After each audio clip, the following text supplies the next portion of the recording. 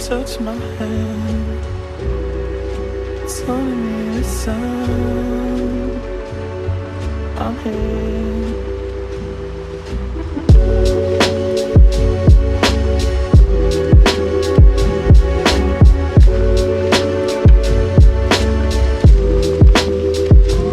Touch my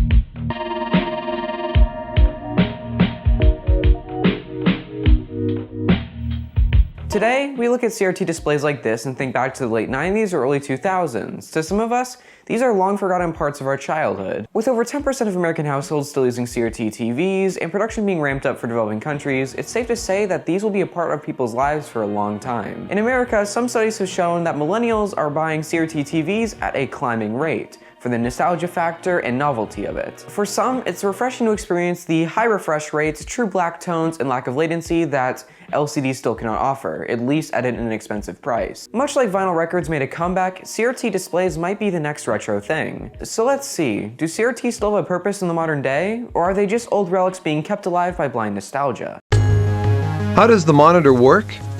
Signals from your computer's video card are loaded into 3 electron guns at the base of the monitor. There is one gun for each of 3 colors. Now these guns don't shoot bullets. Instead, they shoot a powerful beam of electrons towards the face of the monitor. The beams pass through the deflection yoke. It uses magnetism to bend the electronic beams so they can sweep across the entire screen and create the picture we see. The beams sweep across the entire screen 60 times per second. It happens so quickly that you are unaware of the firing process. Instead, your screen appears to be a steady, continuous image, just as it does now. First, it's important to know how CRTs actually work. It's quite simple when you dumb it down. Basically, it's an electron gun firing radiation at a glass pane coated in phosphorus. While it sounds dangerous to be firing radiation at the user at all times, legislation was made in the early 70s limiting the maximum amount of radiation a CRT can expose the user to, down to a very safe level. In fact, it would take about 3 to 6 CRTs pointed at you and turned on to replicate the amount of radiation the average cell phone emits, so it shouldn't be dangerous. There's a large benefit to displaying things the way a CRT can. There is no input lag, and the monitor can display true black tones the way an LCD can't. The color accuracy usually rivals that of a high-end LCD monitor, and CRTs cost a fraction of even the most basic LCD monitor. Now, I don't want to say CRTs are perfect and you should just go run out and buy one. There are definitely some downsides to using old technology. Some of the biggest downsides being a 4:3 aspect ratio and high disk space consumption. That is something I could certainly get over if it weren't for one issue. If your CRT breaks or becomes miscalibrated, which shouldn't happen since most of them were built very well, you're gonna love taking them apart. For starters, they are difficult to repair, but an even bigger issue is that the capacitors inside of a CRT can literally kill you. You can discharge the capacitors in a really sketchy way, but I would rather not. I don't know, I just don't feel like jamming a screwdriver into the capacitors. That could kill me. Since I'm not really able to benchmark a monitor, the best I can do is give a cinematic of the monitor in use.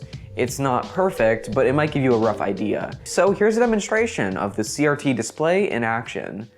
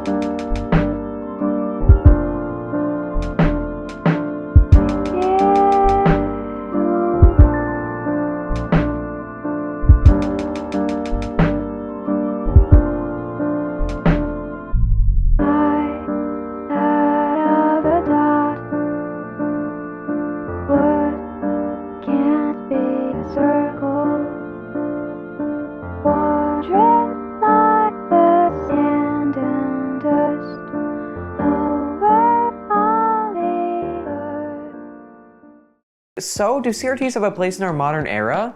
I think so. There are some benefits to the CRT monitor that have yet not been outpaced by LCD, at least not for an affordable price. And for some, the nostalgia factor and raw feeling of using a CRT is just too much to pass up. Another thing I can think of is if you're a photographer or graphics designer, I could definitely see someone using the color accuracy to their advantage when editing photos. Considering these two CRTs cost me a total of $20, the sky's the limit with these things. So, that'll be it for this video. What do you think? Leave your comment down below, like and subscribe. Thank you guys so much for watching. We'll see you in the next video. Bye.